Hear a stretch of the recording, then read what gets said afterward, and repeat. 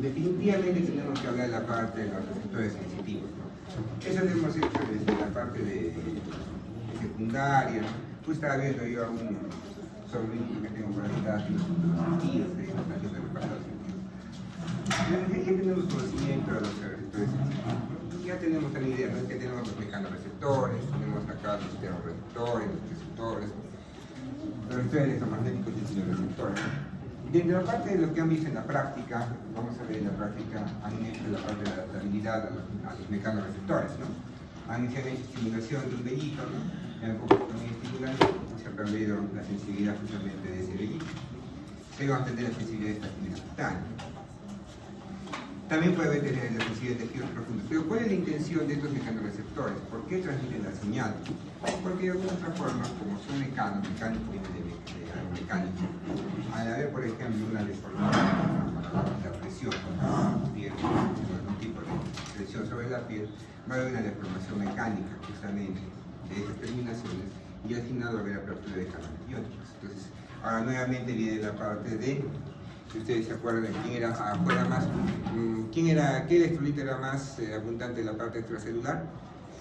Eso, en el apéndice celular, potasio. Entonces, si nosotros tenemos un paciente que apretamos, por ejemplo, le hacemos una perfusión, vamos a hacer una deformidad justamente de estos mecanoreceptores y eso va a alterar, va a aperturar los canales iónicos. Si se aperturan los canales iónicos, ¿quién va a entrar? Va a entrar el sodio, ¿no? Entra dentro de la célula y al final de cuentas va a generar una despolarización y eso va a transmitir biodiversidad.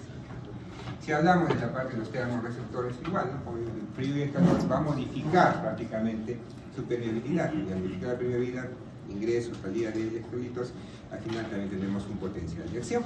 Siempre estamos conocidos. La parte de la luz igual, por ejemplo, la parte de lo que es visión, bustos, vamos a hacer el día viernes próximo, después de su examencito, ¿no? Vamos a hacer su examen, ¿no?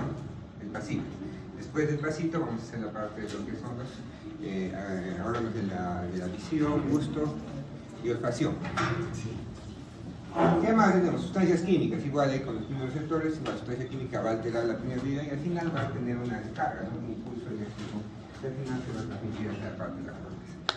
Ahí viene lo que es el principio de línea marcada, ¿no? Que quiere decir que justamente estas vías van a ser únicas y van a transmitir un solo tipo de señal hacia lo que es el encéfalo. ¿Qué más acá? Pues un estímulo de una permeabilidad membrana se va a alterar y obviamente vamos a tener un cambio de potencial. Y ese potencial vamos a tener que estar llamando el potencial de receptor. Muy diferente es el potencial de receptor o el potencial de la fibra nerviosa que vamos a ver. Entonces, si vemos acá en esta gráfica que también nos muestra lo que es el librito, ¿no? El potencial de membrana en reposo vamos a tener en la parte de acá, ¿no? En los 90, otros dicen en los 85, en los 70 milivoltios, finalmente es en los 90 milivoltios. Al final, cuando tenemos la parte, acá tenemos el potencial del receptor y este potencial del receptor, vamos a tener un umbral. Llega a la parte del umbral por el estímulo y se comienza a dar los potenciales del receptor. A medida que es más fuerte la intensidad, van a aumentar los potenciales, pero va a llegar un momento donde también, por más fuerte que sea el estímulo, que no va a aumentar más. Entonces, ¿dónde vamos a mirar eso? Por ejemplo, acá. A medida que nosotros aumentamos la intensidad del estímulo, obviamente acá también se va a aplanar. No es que siempre va a ir a más, sino va a llegar a un punto, a la máxima capacidad de estimulación, y al final se va a ver plana la cosa. Si nos damos cuenta que en el lado izquierdo vemos lo que hemos estado hablando de los mecanoreceptores, por ejemplo, ¿no? Acá nos habla de lo que es el conducto del vacío, ¿no? Ha habido un área formada, nosotros comenzamos a tener digamos, a percutir, digamos, a presionar un área de la piel. Lo que va a pasar es una área deformada, esa área deformada va a permitir prácticamente el ingreso, por ejemplo, de cationes, en este caso vendría a ser el sodio, y comenzamos a tener un potencial de receptor. Se comienza a despolarizar nuestro receptor. Y eso al final va a llegar a la fibra de mielina, a las fibras nerviosas, y al final va a generar un potencial de acción.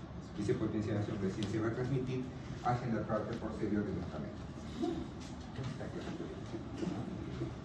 Después comenzamos a hablar justamente de la adaptación de los receptores.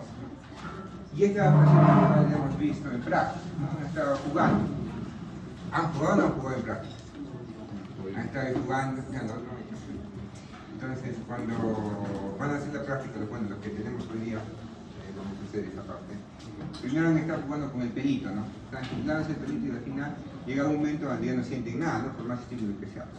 Entonces, algunos también inclusive hacían diferente, ¿no? Decían, no, sigo sintiendo, estoy mal. No es harta cantidad de pelos, 1 o 2 pelitos que se les funda. Si es harta la región, obviamente va a haber mayor cantidad. Unos subían y bajaban, otros junto a la piel. Igual estamos estudiando otros receptores que al final de cuentas no nos sale el experimento, ¿no? Pero al final ese experimento va a ser para ver la adaptación de los receptores. ¿Y qué quiere decir que se adaptan los receptores? Que prácticamente nuestros receptores se van a acostumbrar a ese estímulo. Y se acostumbran, ¿sea relevante? No, es igual cuando ustedes han empezado a estudiar medicina, tenían que levantarse temprano, tenían que acostarse tarde, ¿no? Porque tenían que estudiar, al inicio cuesta, pues, ¿no? Pero después se acostumbran y al final se vuelve a la cotidiana y ni siquiera se dan cuenta que hacen ellos. Igual los receptores poco a poco se van acostumbrando. Se van acostumbrando y entonces al final se adaptan. Y ya no van a transmitir un impulso porque ya lo consideran relevante. Entonces, ¿quiénes tenemos ahí? Los receptores del pelo, por ejemplo, tenemos pacientes que rápidamente se van a adaptar. Tan rápido se adaptan que comienza un estímulo grande al inicio, o después, inclusive de un segundo, ya comenzamos a perder ese estímulo. Entonces, cuando se pierde completamente el estímulo generado por este receptor, se llama la extinción, ¿no? Como dice, mecanorreceptores, generalmente se denominan mecanorreceptores, ¿y qué va a generar? A una inactivación reversible de los canales iónicos. Si se desactiva, si poco a poco se inactivan los canales iónicos, al final de cuentas no va a haber despolarización. Y si no hay despolarización, ya no va a transmitir ningún tipo de potencial. ¿Qué más tenemos acá? Si bien es cierto, hay unos que se adaptan rápidamente, ¿no? Hay otros que son inadaptables, ¿no? Que no se van a adaptar y que tampoco nos conviene que se adapten, ¿no? Por ejemplo, acá hay un quimioreceptor, por ejemplo, del dolor, por ejemplo. ¿El dolor nos conviene que se adapte? No, porque no nos va a dar idea cómo estamos. Imagínense, sería ideal, ¿no? Que también se adapte el dolor, por ejemplo, en pacientes que tengan una neoplasia, ¿no? No sentirían dolor, ¿no? En cambio ellos, a pesar que están con una destrucción celular, capaz neotisular por la progresión tumoral, siguen sintiendo dolor. Quimioreceptores, ¿no? Receptores carotídeos aórticos, justamente para lo que es sensar la presión arterial. ¿Nos conviene que se adapten? No, pues no, a fin de cuentas, si no podríamos tener una hipotensión, una hipertensión y al final nos puede llevar a la muerte, ¿no? Entonces también tenemos, como hemos dicho, en la parte de los pocos de vacina, tenemos lo que son los receptores de adaptación rápida. Si nosotros adaptamos rápidamente, van a ser receptores de velocidad. Cualquier movimiento, cualquier cosita que vamos a sentir que prácticamente nuestra extremidad o nuestra piel se está moviendo, por ejemplo con el pelito, ¿no? Rápidamente vamos a sentir que hay un cambio de posición y eso nos conviene justamente para poder tener una idea de la realidad del movimiento. ¿Y quién va a hacer la coordinación de la realidad del movimiento, por ejemplo? El cerebelo que estamos viendo. Nos va a ayudar a pronosticar movimientos, a corregir una postura, por anticipar, justo lo que hemos estado viendo en la clase anterior, ¿no? Por ejemplo, de correr, ¿no? Vamos a ayudar que tengamos una idea de anticiparnos al movimiento y poder tener una reacción rápida. Pero también hay adaptadores lentos, ¿no? Hay unos inadaptables y otros que son de adaptación lenta. Y si hablamos de lo que es adaptación lenta, son los receptores tónicos, ahí tenemos el aparato vestibular, los receptores arteriales y los receptores de la carótida. Entonces, ¿se acuerdan de los quimioreceptores, por ejemplo, a nivel de la carótida? ¿Qué teníamos ahí cuando hablábamos de centros respiratorios? Cuando hablábamos de centro respiratorio y del control de la respiración, teníamos los quimioreceptores, ¿no? Centrales y los periféricos. Los centrales, ¿a qué respondían? A CO2, ¿no? Y los periféricos a sintoacidosis, creo. Claro. Y los periféricos al oxígeno. Entonces, justamente decíamos, el paciente que sea un crónico respiratorio, ¿a qué va a tener más sensibilidad? Al oxígeno. Entonces, a medida que nosotros crecemos y tenemos un pulmón fibrótico, poco a poco va bajando la cantidad de oxígeno en nuestro cuerpo. Entonces, prácticamente estos quimioreceptores a nivel de carótida, ¿cuándo se van a iniciar a activar? Cuando hay hipoxemia. Menos de 60 de presión de oxígeno, comenzábamos a estimular, que es justamente la respiración. Entonces, ahí tenemos un ejemplo de los quimioreceptores, que responden justamente a la cantidad de oxígeno. Y vamos a avanzar. Parte también del libro nos muestra una cápsula importante que tenemos que comprender, que son las fibras de biosincretificación. Entonces, pues, de alguna otra forma, lo hemos visto también en la clase anterior, cuando hablábamos de la transmisión de esos impulsos, ¿no? Por las fibras. Ya hemos visto la parte de las tipo alfa, ¿no? La 1A y la 1B, acá la parte del uso muscular, la estimulación de Golgi. Pero en general, ¿qué es importante saber? Que va a haber fibras amielínicas y mielínicas. Entonces las mielínicas, como son las amielínicas en esta parte de acá, ¿qué vamos a tener? Que son, como no tiene mielina, la transmisión va a ser más lenta, ¿Para cuánto transmiten de velocidad? 0.5 a 2, ¿no? Hay quienes tenemos clásicamente a la parte de las fibras tipo C, y ese tipo C vamos a ver más adelante que están relacionadas con el dolor, inclusive con el dolor crónico. ¿Qué más? A medida que vamos avanzando en esta parte, hasta la parte de la izquierda, vemos que tenemos las fibras mielínicas. Y estas fibras mielínicas, después que tenemos mielina, que va a depender bastante para que transmita más rápido, más lento la información, va a depender del grosor justamente de estas fibras. A más gruesas, a más diámetro, más gruesas, va a tener mayor velocidad de conducción, ¿no? Entonces eso vamos a ver. ¿Qué vamos a desarrollar próximamente?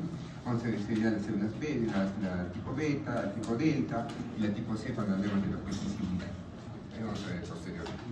Entonces, acuérdense, a mielina, a más cantidad de mielina, obviamente vamos a tener más velocidad. A más grosor, más velocidad. ¿Ya? Entonces, eso sí o sí va a venir en el examen, ¿sí o sí va a venir esta imagen en el examen.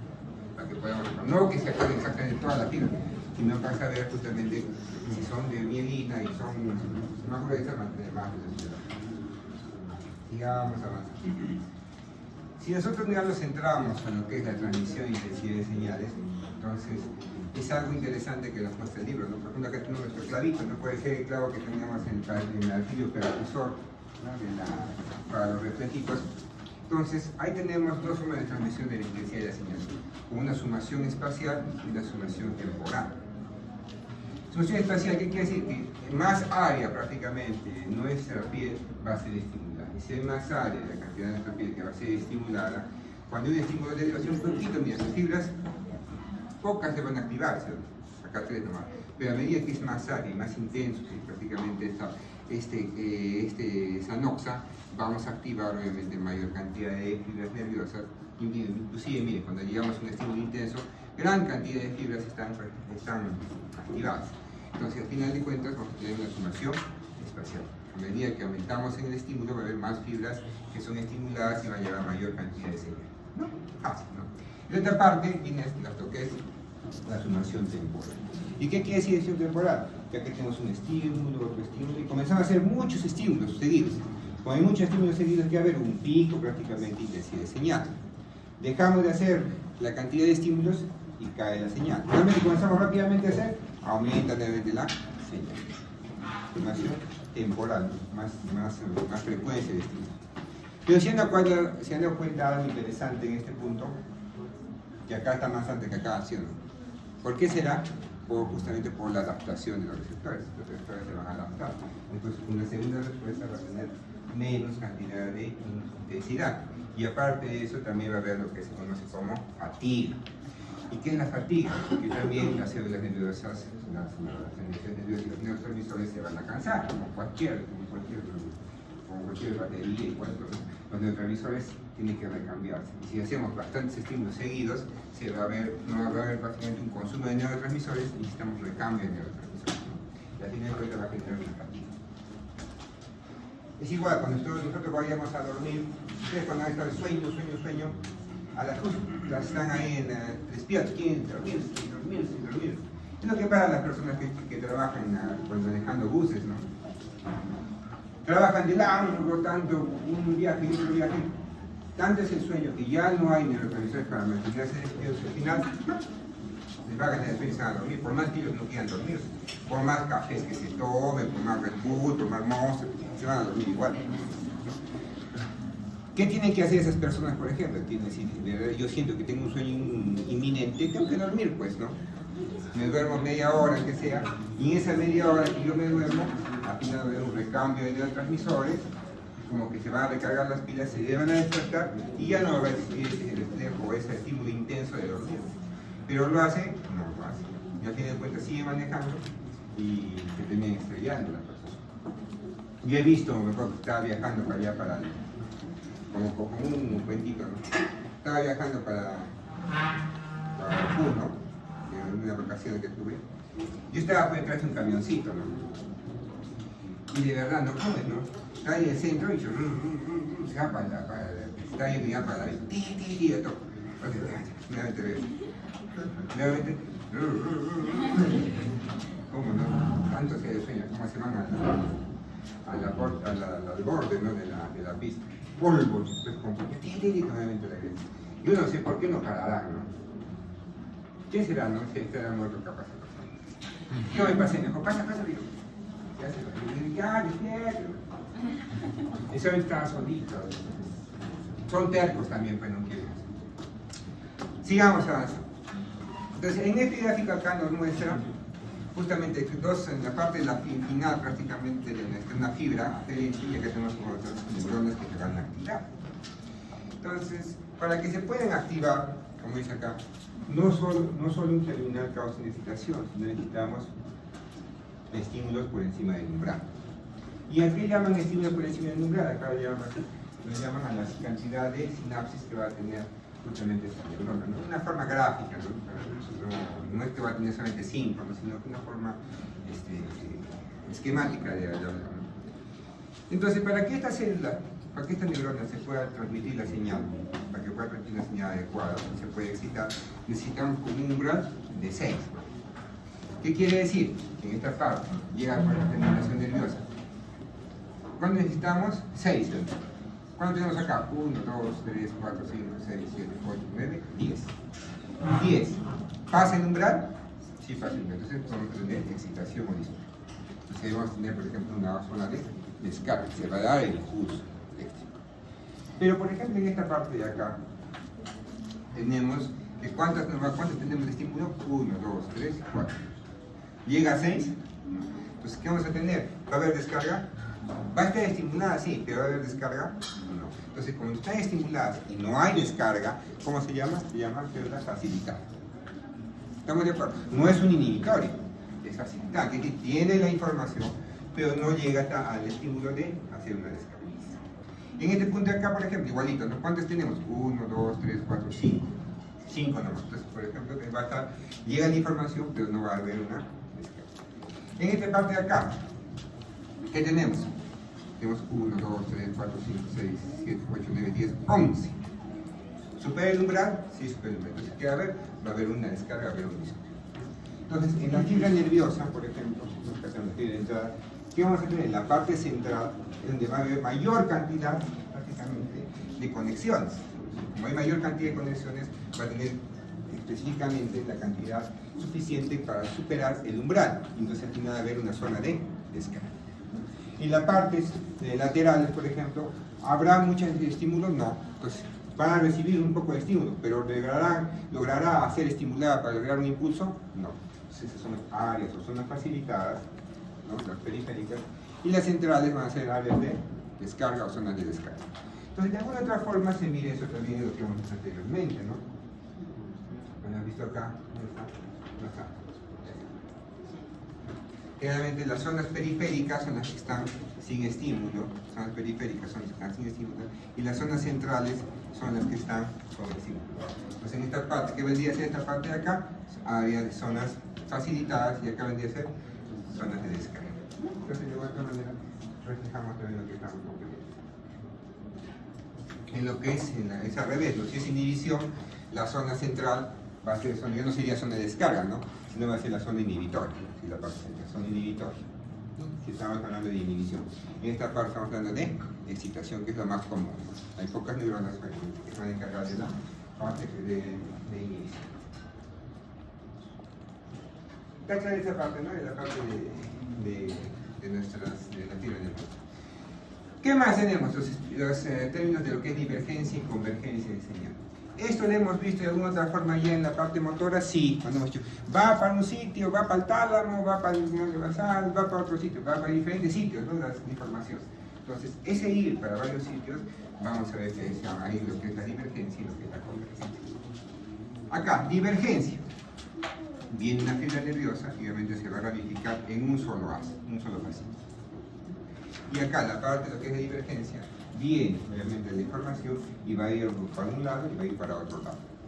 Como hemos visto en la parte de la sustancia de la formación reticular, va a ir para lo que es el tálamo y va para otro lado, para el aparato vestibular. Va a ir para otro lado. El otro punto es la parte de lo que es la convergencia. Viene una fuente, full cantidad de neuronas, ¿no?, de terminaciones nerviosas, y al final va a converger en una sola neurona que va a ser una aferencia única.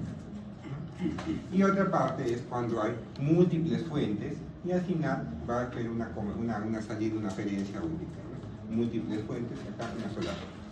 Entonces, esta parte de acá, ¿ya la han visto en algún lugar? ¿Esta imagen? ¿Sí la han visto? ¿Dónde la han visto? A ver. En la parte del cerebelo. ¿Se acuerdan que hemos hablado del cerebelo? No se acuerdan. Vamos a acordar. Entonces, que ustedes asocien porque neurología es para que asocien todo, porque si van a aprender de memoria, se van a olvidar también rápidamente todo. Acá. ¿Se acuerdan?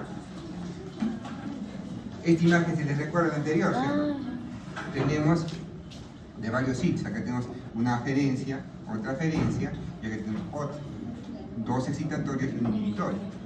Acá han visto este tipo, por ejemplo, de estimulación. No se olviden. Por este lado venimos de excitación, por acá viene la inhibición justamente del cerebro.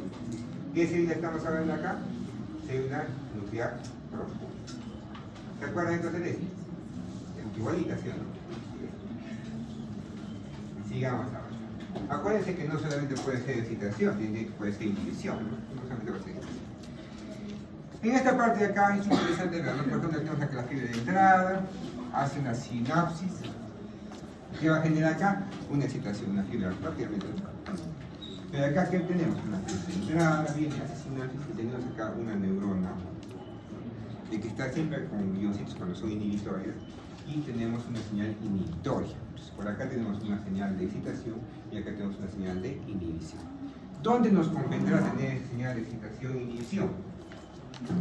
Con los músculos, por ejemplo, ¿no? Si yo quiero flexionar mi bracito, mi extremidad superior, acá haré excitación de este músculo, ¿sí? Pero el tríceps, ¿lo excito también? Si lo excito, todavía sí. No podría, ¿sí?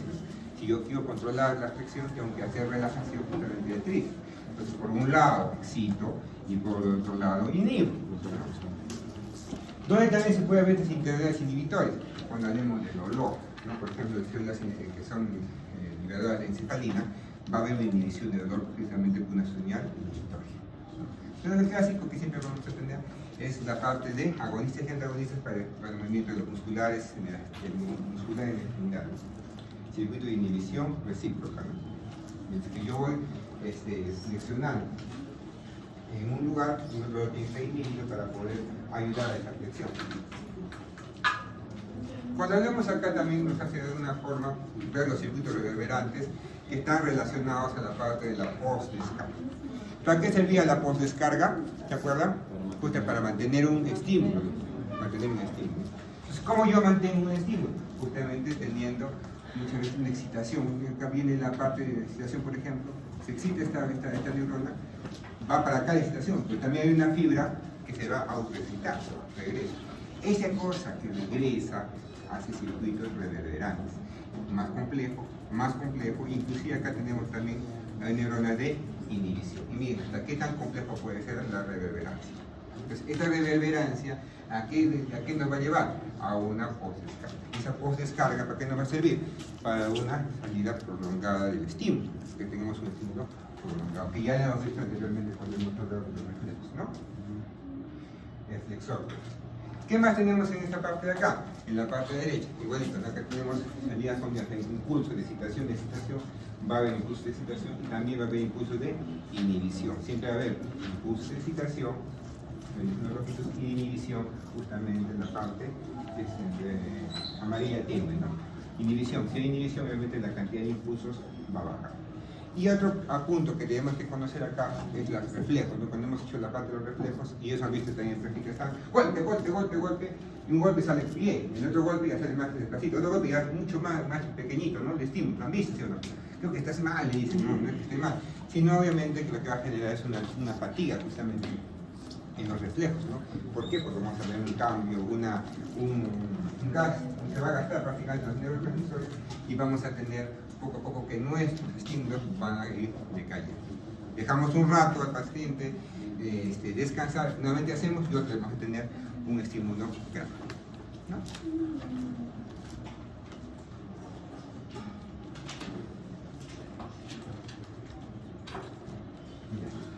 Y con esta diapositiva vamos a hacer un descansito, ¿ya? Emisión de señales rítmicas. ¿Qué quiere decir emisión rítmica? Cuando nosotros tenemos algo rítmico, generalmente se va a hacer con cotidianidad y a veces es consciente, ¿no? Por ejemplo, acá tenemos la señal rítmica respiratoria. También puede ser el caminar, el correr. Acá la tengo el hilo de rascado del perrito, rápidamente, ¿no? Estas señales rítmicas que él no va a controlar, ¿no? Cuando nosotros queremos rascarnos también, rápidamente hacemos el movimiento rítmico que no controlamos, ¿no? Rápidamente se va a hacer. Entonces, ¿a qué se va a deber esos señales, emisiones rítmicas de señales? Justamente a estos circuitos reverberantes que hemos estado viendo, los circuitos reverberantes, que van a ser tanto de excitación, inhibición, excitación, inhibición, excitación, inhibición, excitación, inhibición, para ir circulando, obviamente. Que pueden aumentar o disminuir. ¿Qué quiere decir? Si hay un estímulo más fuerte que me está picando bastantes mosquitos, más fuerte va a ser el estímulo. Y también puede disminuir si ya no hay prácticamente la nox. ¿Dónde se mide también ese aumento o disminución de estas señales? En la parte de los quimiorreceptores, por ejemplo, ¿no? En la parte de los receptores de la respiración, a nivel por ejemplo, de la parte aórtica, ¿no? De la parte de los quimiorreceptores periféricos. Y los quimiorreceptores periféricos, por ejemplo, ¿a qué eran sensibles? Al oxígeno. Si es sensible al oxígeno, entonces si yo tengo una paciente con hipoxia, ¿qué va a pasar? Si una gente está normalmente respirando, si comienza a bajar mi saturación, ¿qué va a hacer la persona? A tener una mayor cantidad de frecuencia respiratoria. Solamente a nivel periférico de la parte de los sensores de oxígeno, no, también a nivel central. Si yo comienzo a elevar la cantidad de CO2 en la sangre, comienzo a elevar la frecuencia. Entonces, ¿qué son? Señales rítmicas. A tener una mayor cantidad de frecuencia respiratoria. Entonces, en las personas que tienen insuficiencia respiratoria crónica, ¿quién se activaba más? Los quimiorreceptores periféricos. ¿Por qué? Porque los centrales ya están muchas veces ya adaptados a un CO2 capaz elevado. Su estímulo no es el CO2, sino es la menor cantidad de oxígeno en la sangre. Pero nosotros que estamos nuevecitos, ¿cuál será nuestro principal estímulo para la respiración? El CO2. Si nosotros ahorita dejamos de respirar, ¿quién se va a acumular? El CO2. Y al toque que tienen la sensación inminente de respirar, ¿sí o no? ¿Han hecho esa prueba ustedes? Van a hacer esa prueba. Van a agarrar un saturómetro y se van a poner en el dedo. ¿Ya? Van a medir. Y van a decir, voy a tomar aire. Y ponen su saturómetro, van mirando. Y voy a aguantar la respiración. Si fuéramos viejitos, ¿qué tendría que bajar? La saturación. Y con la saturación baja recién, comenzar a tener una frecuencia respiratoria elevada. ¿Sí? Pero como ustedes están jóvenes, nuevecitos, ¿qué va a pasar? Se ponen el saturómetro, toman aire y van a ver que ha pasado un minuto, su saturación es 95-96% y ya quieren respirar inminentemente. Ya no.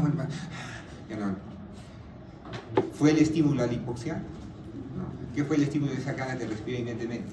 El CO2 que se acumula. ¿Cuánto se acumula de CO2 por minuto? Más o menos de 2 a 3 mililitros de mercurio por minuto. Entonces, si han aguantado 2 minutos más o menos la respiración, en 2 minutos, ¿cuánto es CO2 elevado? De 4 a 6. Si su CO2 normalmente era 40, digamos, CO2 40, más 6 también 46. ¿Y 46 qué nos va a generar? Una acidosis respiratoria. ¿Quién va a activarse? La parte central. Y por eso inminentemente quiere respirar. ¿Se dan cuenta? Entonces ese experimento hagan en su casa.